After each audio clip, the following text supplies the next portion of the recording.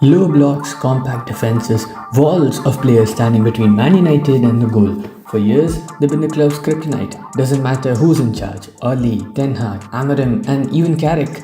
Give a team 10 men behind the ball and suddenly we look like we've forgotten how to score. West Ham the other weekend, deja vu. All the possession, all the pressure, and yet the chances barely came. It's not just bad luck, it's a pattern, a problem that's haunted Old Trafford for years. And the question every fan asks is simple. When will United finally learn how to break the low block? This isn't new. From Oli to Ten Hag to Amorim and now Carrick, low blocks have always stopped United in their tracks. Under Oli, teams sat in and we ran out of ideas. Ten Hag brought structure and more control, but against a packed defense, same story. Amorim added patterns and principles, yet when teams drop deep, the tempo dies. This season alone tells the tale. Wolves at home, Everton at home, West Ham at home, under Amorim. Possession everywhere, but real chances were rare. With Carrick at West Ham away, we had full control and still barely any sustained pressure. Different managers, different ideas, same weaknesses. Give United space and we can hurt you. Take it away and we still look like we're picking out a lock with a spoon. Breaking a low block isn't about moving the ball slowly, just keeping possession. It's about purpose, timing and structure. For example, tempo and combinations, 1-2s, third man runs, quick layouts around the box, anything to force defenders out of position. The moment the ball sticks, the block resets. Set pieces, corners, free kicks and even rehearsed throw-ins. Low blocks eventually concede dead balls. Structure here turns frustration into opportunities. And crossing with a focal point, not aimless deliveries but sustained pressure targeting a specific player in the box. Force defenders to defend under pressure and win second balls and create chaos. Lastly, long shots.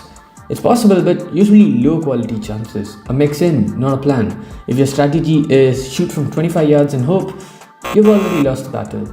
It's not just having the ball, it's making it hurt the defense. To be fair, there's one area where United finally look elite, which is set pieces.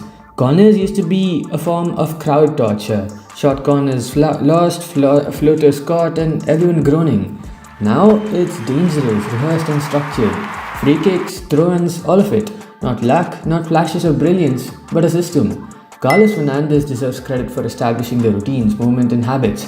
Kaita Hasegawa analyzes opponents, tracks weakness zones and identifies where defenders switch off. And Johnny Evans brings a defender's perspective, knowing where chaos can be created, who ball watches and who panics.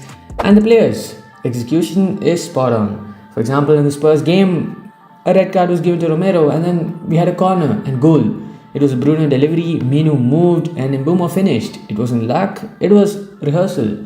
United now expect to score from set pieces and against low blocks, that's gold. Even in open play, Carrick is experimenting. Against West Ham, Lisandro Martinez stepped into midfield to create central overloads. It nearly worked. Timing, spacing and wide support weren't perfect, but the idea was clear.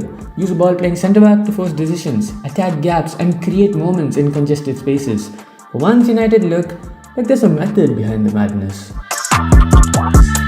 So, how do we finally start breaking down low blocks consistently? It comes down to using the players we already have more intelligently. Specifically utilizing width, crossing and a proper focal point.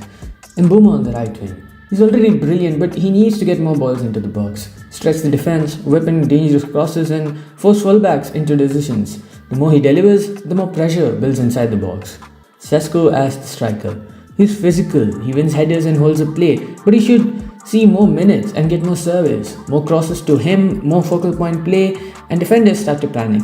Let him be the target United can rely on when the ball comes in. High tempo ball circulation. Move the ball quickly from side to side, force the low block to shift repeatedly, and open gaps between defenders. And flank overloads in rotation. Isolate wide channels with two attackers plus the fullback. Mix in rotation and off the ball movement to confuse defenders and create half space pockets. Vertical diagonal passes. Short passes behind fullbacks force defenders to turn, so sprint backward and break their compact shape. And lastly, set pieces. It's still a crucial weapon, like rehearsed corners, free kicks and throw-ins. They bypass the block and create chaos in the box. The principle is simple, get a Mbeumo crossing move, get Sesko into the thick of it, move the ball fast, stretch the block and exploit every opportunity. That's how low blocks start to feel beatable. We've seen some glimpses, West Ham away under Carrick, low block everywhere, compact as ever, but Licha stepping into midfield created real dilemmas for the Hammers. The idea worked, the blueprint exists, it's just about getting more players on the same page. Corners this season, like against Spurs, Wolves and Everton, rehearse danger every time. Now imagine Mbeumo increasing his deliveries to Sesko, targeted crosses repeated with Sesko winning headers and flick-ons for runners, and suddenly low blocks feel like glass walls you can punch through. Pieces are already there. Carrick central overloads, Mbeumo's crossing ability, and Sesko's aerial presence. And also the set piece machine. Step by step, game by game, United finally have the tools to beat the kryptonite that has haunted them for years. Timing, chemistry, and execution still need work. But for the first time in ages, when you see a low block, you can think, we can break this. Not in theory, not in hope, but in practice. It just needs some refinement.